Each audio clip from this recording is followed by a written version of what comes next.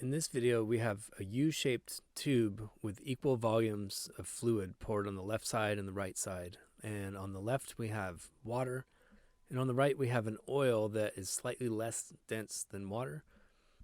So hopefully this meshes with your physical intuition that the water is more dense, so it's going to sink lower and push the oil up the other side.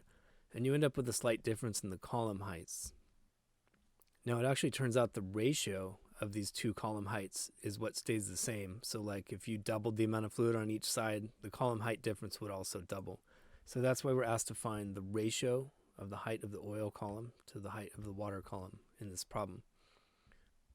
So the physical key to solving this thing is realizing that at the bottom of the tube, the pressures at the bottoms of these two columns of fluid are going to be equal. And the reason why is if I travel this connected path from one of those points to the other, I have no change in height at all, so there can't be any change in pressure since pressure varies as a function of depth. The next thing I'm going to do is label the top of each column where I realize the pressure is atmospheric pressure. But there's no reason not to work in gauge pressure in this problem, so I'm going to call the atmospheric pressure 0. Again, gauge pressure is where you just use atmospheric as your reference point. I'm going to go ahead and label those 2 points at the bottom, point number 1 and point number 2. And now we can find the pressure at each of those points in terms of the height of the fluid columns. So real quick, I just want to write down that P1 is equal to P2, and then we'll compute P1 by looking at the depth under the surface of this water column. So that's just going to be rho times G times the height of the column. And then P2 is similar. It's going to be the rho oil G height of the oil column.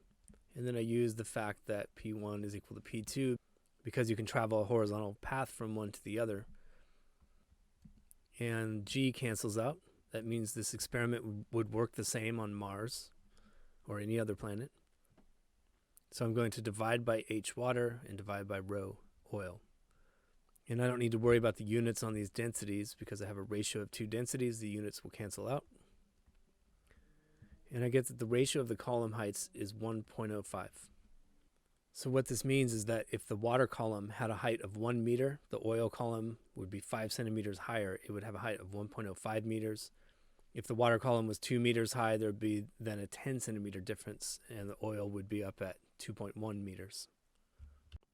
If you find the physics content on Zach's Lab helpful, click on the Zach's Lab logo on the right to browse playlists and subscribe to the channel.